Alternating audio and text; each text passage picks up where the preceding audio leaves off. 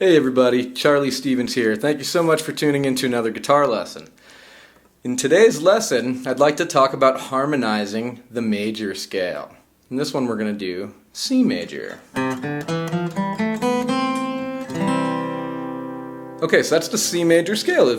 As we've learned on this channel before, we can do that in any key by using the major scale formula, which we've talked about, so you can check that out. But we end up with a certain arrangement of notes when we have a major scale. And in the key of C, we get C, D, E, F, G, A, B, C again. Those are the notes we get in the C major scale, okay? So if we wanted to build a chord from those, we had talked about this in our last video on triad construction. So if I start on the root note here, C, and then I play a major third, which is the third note in the major scale, and then I go another third from there, 1, 2, 3, that puts me here on G, that gives me a C major triad. So we had talked about how to construct triads. Now I'd like to talk about how triads are sort of embedded into scales. When we harmonize a scale, we're turning that scale into harmony. Another way of saying that is we're playing chords. We're using the scale and we're playing the chords that can be derived from the scale. Okay?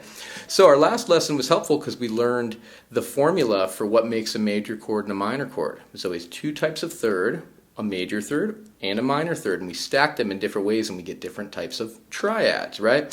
So if we go through a major scale, we'll get different types of thirds already because of the way the scale is. And this is why they're called thirds, because there's 3 notes through the scale, even though there's 2 different types of thirds. One's 3 frets away, one's 4 frets away, right?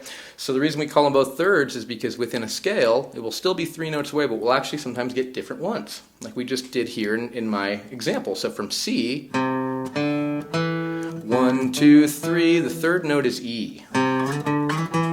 Okay, that happens to be 4 frets away. All right, the next note, 3 away from here, that's G. That happens to be the 5th. 1, 2, 3, 4, 5, root, third, 5th.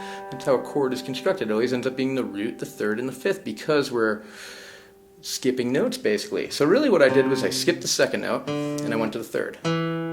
Then I skipped the 4th note and I went to the 5th. Okay?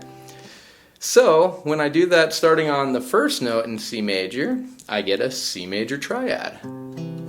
If I were to do that in the 2nd note of C major, what would I get? Well, what is the 2nd note? D, right? Okay, so now I have to skip thirds. So D, E is the next note, I'll skip that one and I'll go to F.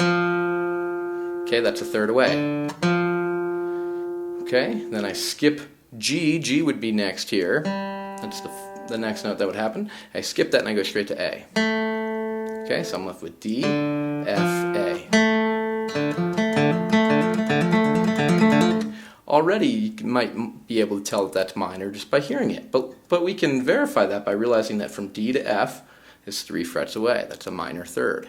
Then from F to A, if I played the A on the same string so we can really see, that's 4 frets away. Okay? That's a major third. So this one is minor third with a major third stacked on top, and that gives you a minor triad. Okay, so in the key of C, if we start on our 1st note, we get a C major. If we start on our 2nd note, we get a D minor. Let's see what happens if we start on our 3rd note. What is our 3rd note? C, D, E. That's why the E was the 3rd of the C chord. It's also the 3rd of the whole key, or the 3rd of the whole scale. Okay? So, E, the next note in our scale is F, but we'll skip right over that, and we get G. Okay, great. Next note after G is A, we'll skip right over that, we get B. This is also minor. Minor third from E to G. We can see that down here too. If we know our notes, we know that E is the open string and G is the 3rd fret, so we already knew that was a minor third maybe. Across 2 strings it looks like this. From G to B, that's a major third.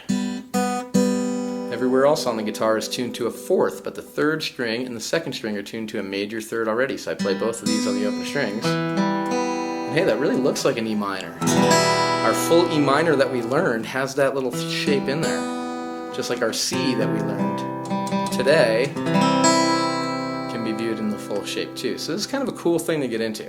Okay, so that was E. E minor. Okay, now we go to the 4. 1, 2, 3, 4. That's F. Now I have to skip notes. F, next would be G in the scale. I skip that and I go to A. Next would be B. I skip that and I go to C. So the sound major or minor. Can we just figure it out by listening? Does it look like a shape we already learned? Maybe we already recognize it. Or we could do the math. We can go, okay, from F to A, how far away is that? 1, 2, 3, 4. It's 4 frets. Okay, from A to C, how far away is that? 1, 2, 3. That's 3 frets. So that's a major third stacked on top of a minor third, which always gives us a major chord, right? So this is an F major triad. Okay, next we'll go to G. G is our 5th note. Okay, so we'll start on G. We will skip the A, and we go to B. Okay, and then we skip the C, and we actually have to go above our scale, all the way up here to the D. That would be repeated after this if our scale were to keep going. See, I can keep going, we just sort of ran out of room in our position. But we have more notes in that position as well. But anyhow, we had to skip C, go to D for G.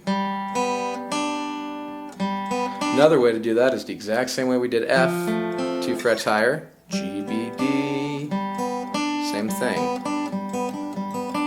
Okay, so it's getting into a lot. I'm trying to do this the slow way so you can get the point, but don't worry if you're not quite grabbing all this. Hopefully you're getting a lot of benefit from this still. But this is how it works, and we'll talk about kind of unpacking some of this too. I'm just kind of showing you where this stuff comes from and how it looks like on the guitar, okay? So when we did G, next is A. A, we skip B, we get C. We skip D, we get E. A minor, that's why it looks just like an A minor.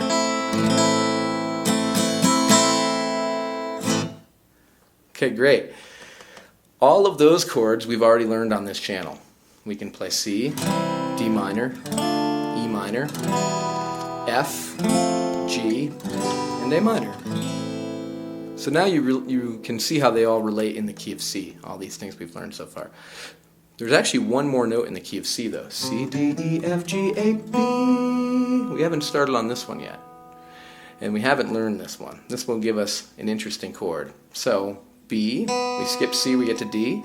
Next would be E, we skip that and we get F. Or we can play it like this. We can play the B on the 4th fret of the 3rd string, the D on the 3rd fret of the 2nd string, or the B string, and we can play the F on the 1st fret of the 1st string. So there's a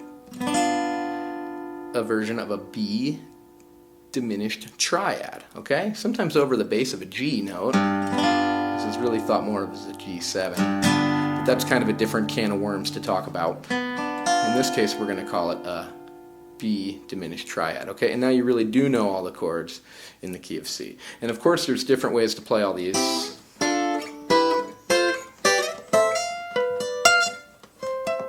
Which is where this shape came from. If I show that down here.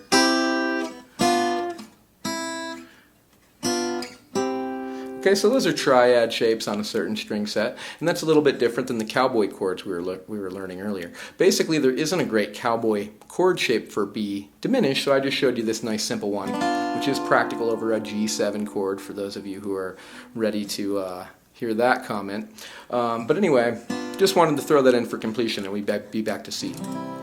Okay, so C, D minor, E minor, F, G, A minor, B diminished, and back to C.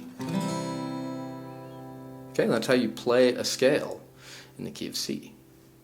Alright, so this is really helpful because there's a pattern that emerged. We have major, minor, minor, major, major, minor, diminished, major. That's going to happen in every single major key. The reason it happens is because if you start on each note and you go a third without leaving the key, you'll get either a major or minor third, or both in the key of the diminished, and you can see what type of chord that would be, right? So if you do this in any key, you'll get the same results. So having that as something you know is really helpful 1 is major, 2 is minor, 3 is minor, 4 is major, 5 is major, 6 is minor, 7 is diminished, and 1 is major again. And now the diminished 7 is a great thing to get into as you get more advanced, but something you shouldn't really concern too much about if some of this stuff is new, because they're not quite as useful or common as some of the major and minor triads. But being aware that the 6th chord is minor, happens to be the relative minor, those keys have a relationship as well, that's a really good thing to know. And musicians will communicate in shorthand using this number system. Somebody might say, hey, let's play a 1-4-5 in the key of C. Well, what does that mean? Well, what they've just communicated is that the chords that we're going to play are C, F, and G. How do I know that? Well, we're talking about the key of C. That means the chord C is the 1 chord. Okay, so the 4 chord, 1, 2, 3, 4, let's see what note that is. C, D, E, F.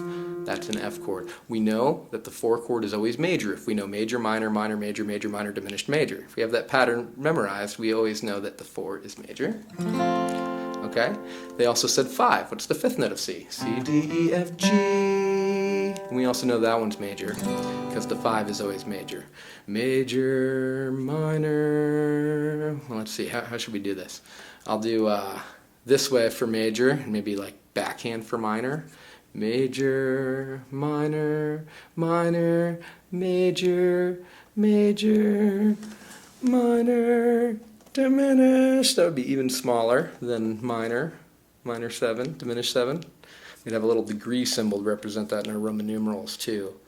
And 1 again. Okay? So knowing that pattern is great. We can do that in any key. That means if you know the notes in the key of G are G, A, B, C, D, E, F sharp, and G, well then you also know you can plug in the major, minor, minor, major, major, minor, diminished, major pattern to that, and you'll realize it's G major, A minor, B minor, C major, D major, E minor, F sharp, diminished, and back to G.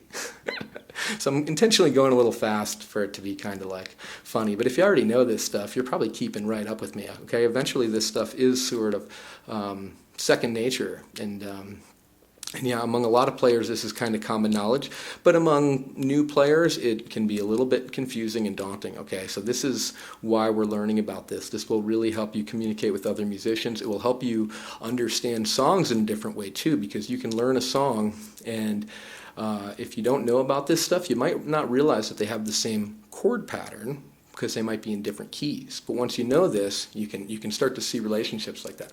For instance, the one I came up with before, 1-4-5, a very, very, very common progression. My opinion is because it's all the major chords we have in a key. We get 3 different major chords, we have all of them in a 1-4-5, and that's it. So that's one of the reasons why that's a very common chord progression. But anyway, if we were to do that in C, we already talked about how that's C, F, and G, right?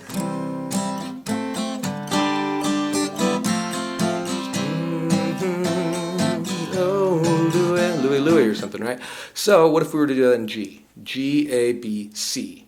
C is the 4. 4 is always major, so that's C major. G, A, B, C, D. D is the 5. 5 is always major, so that's D major.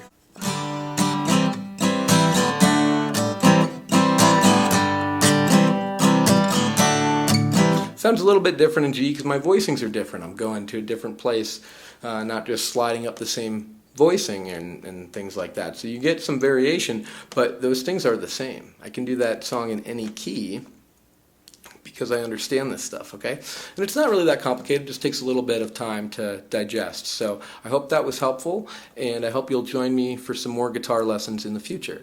If you're liking this course, please like and subscribe to the channel, and I look forward to seeing you in another lesson really soon. Thanks again. Bye.